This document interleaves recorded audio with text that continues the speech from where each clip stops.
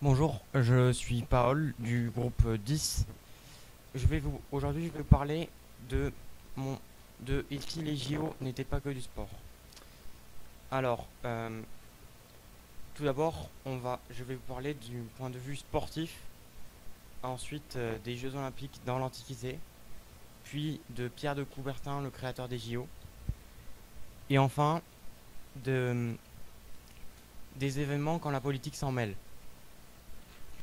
Euh, D'un point de vue sportif, les JO sont un ensemble de rencontres pour enrichir son expérience en, en obtenant des médailles et chercher à s'améliorer. 50 disciplines sont rassemblées dans les Jeux Olympiques d'été. Pour les Jeux d'hiver, les athlètes s'affrontent dans 16 disciplines. Mais les Jeux Olympiques ont-ils d'autres enjeux que les enjeux sportifs? Les plus vieilles traces de Jeux d'Olympie remonteraient à 776 avant Jésus-Christ.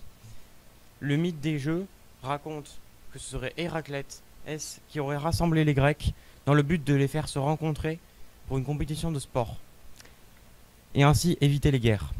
Néanmoins, les Jeux d'Olympie sont en entraînement à la guerre, puisque des courses en armes y sont pratiquées, comme on le voit ici. Euh, le plan du sanctuaire d'Olympie nous montre aussi que ces Jeux n'ont pas qu'un enjeu sportif. Il s'agit aussi de religion. Le temple de Zeus est au centre du sanctuaire.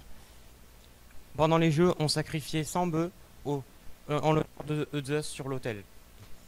Néanmoins, le sport intéressait beaucoup les Grecs, puisque les vainqueurs des JO étaient particulièrement valorisés, comme Milon de Crotone, qui est juste ici. Euh,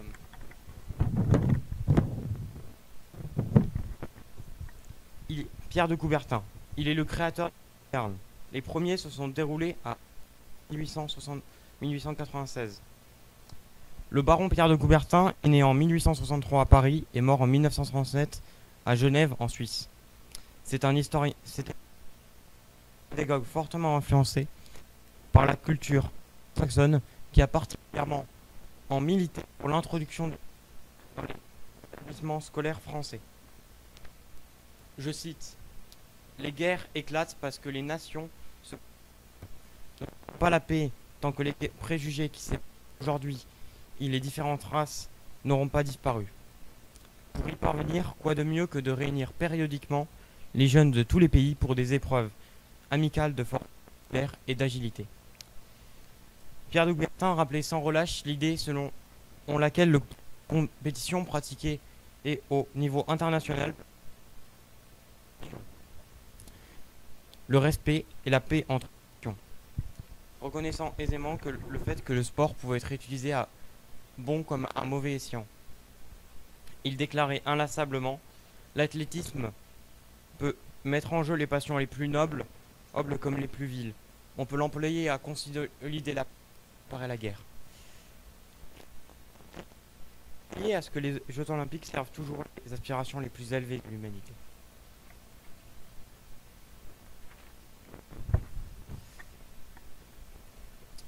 Maintenant, passons à la partie quand la politique s'en mêle.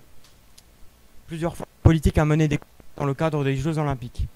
Lors des Jeux Olympiques de Berlin, Hitler profite de l'événement pour valoriser son régime. Il cherchait à obtenir à tout prix la victoire pour les athlètes allemands.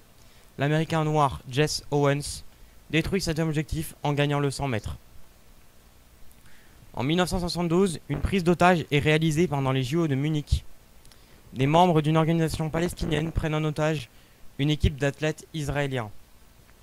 Quelques années plus tard, en 1980, le régime soviétique agile expose librement son idéologie pendant les Jeux, un symbole exposé pendant la cérémonie.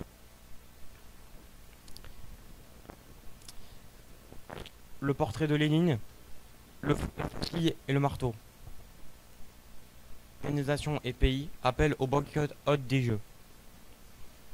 Il y a également aujourd'hui un autre problème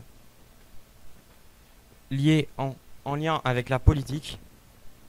Non, un autre problème lié aux Jeux qui est celui de la quantité grandissante d'argent investi dans les Jeux.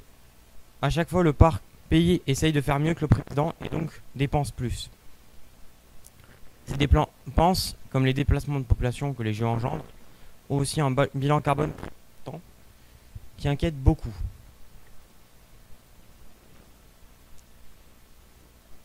Depuis leur naissance, les Jeux Olympiques ont toujours été en lien avec la politique. Le souhait de Pierre de Coubertin de créer les Jeux Olympiques afin de rapprocher les participants autour du sport a entraîné une compétition sans relâche et limite. Les JO se dégradent économiquement, socialement et environnementalement. Cependant, je ne dis pas que les JO n'ont que des effets négatifs, car le commerce dans le pays où les JO permet de